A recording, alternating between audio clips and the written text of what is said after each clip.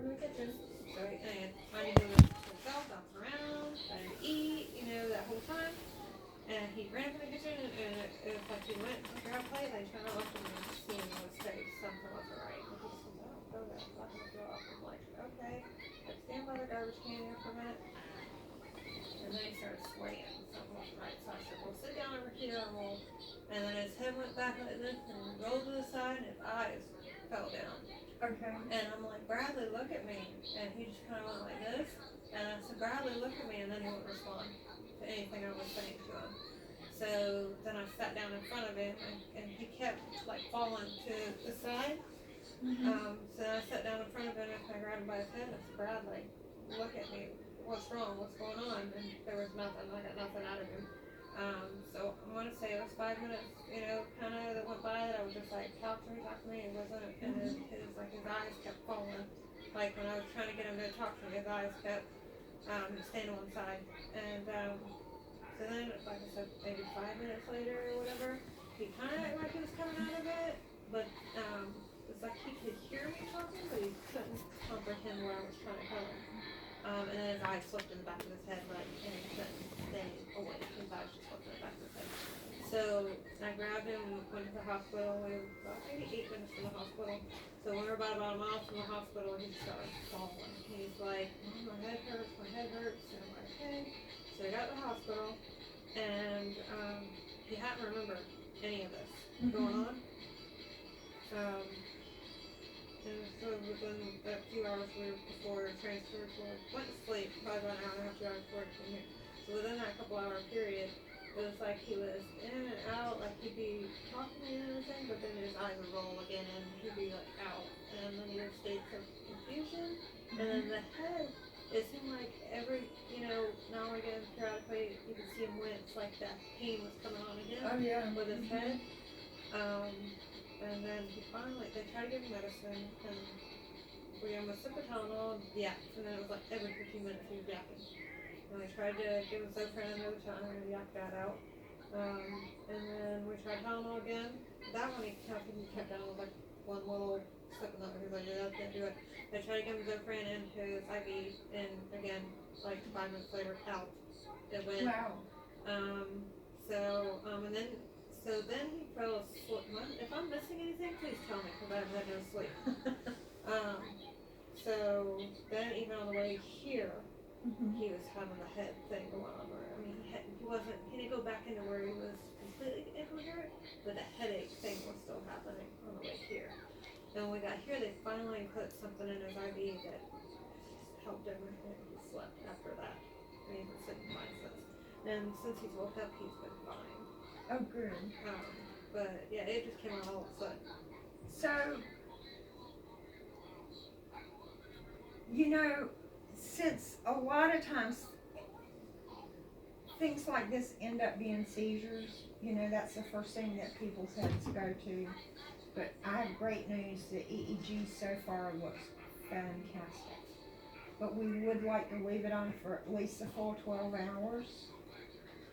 Just to make sure and get them in here with the flashing lights and the hyperventilation and everything. And I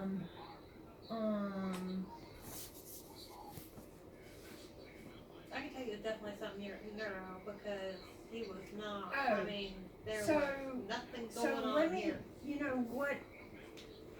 So there is something that happens in kids his age that starts coming on in kids his age, and it's really has to do with them growing fast and not getting enough salt and water. He drinks water like crazy. He probably drinks too much water but not enough salt. Kids need salty things because when they are active, if you taste their skin, it's salty.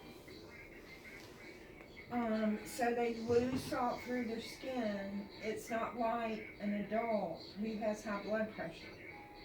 Kids need salt. Okay. And I'll be thankful that's what it is inaccessible.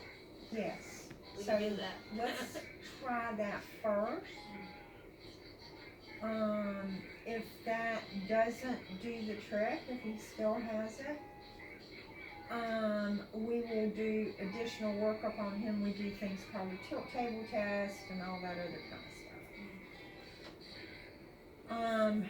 And check out his heart and all that. And I'll probably refer him to cardiologist to have that done at some point in the future anyway. Well, that was the other time when we were on the way here, that EMT said he noticed that arrhythmia going on with his heart, which I've never seen If you before. don't have enough fluid in your system, then your heart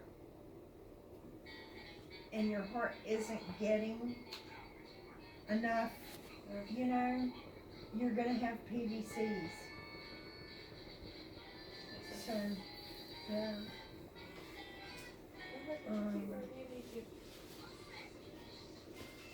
So let me get him examined, and I'm going to follow him up in my office.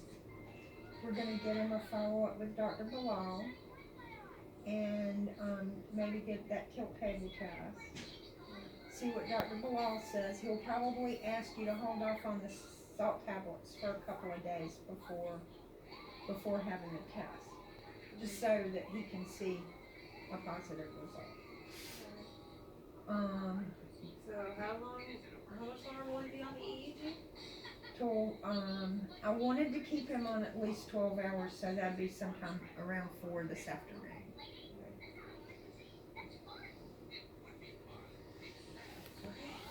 Okay, and try to get some rest. He's obviously been out cartoons.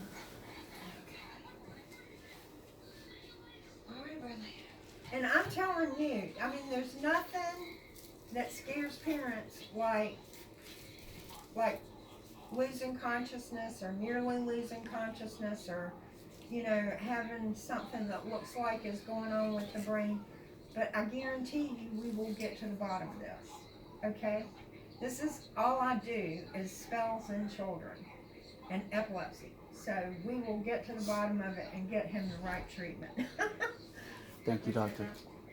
Now was able to keep down some apple juice and some graham crackers and some Teddy Grahams, but when he tried the peanut butter and jelly, he took one bite and was like, ooh, he couldn't do that. So, but he's hungry. We might have a little stomach virus too.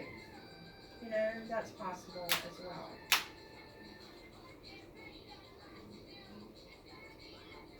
And that's often enough to throw him off a little bit. You know, when somebody's right on the edge, it's enough to throw him off. If he has another set of concerning events, just have them bring him here rather than bring him here instead of going to the freestanding place, because now that I'm going to know him and everything, we can make reasonable plans for the next step. We might bring him in for a longer monitoring like this, or something else, but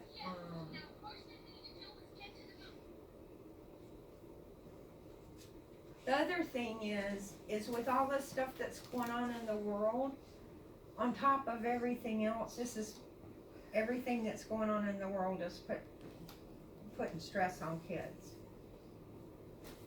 Right? Because things don't seem as solid as they did before. You know, if it's stressing us out, it's stressing them out, right?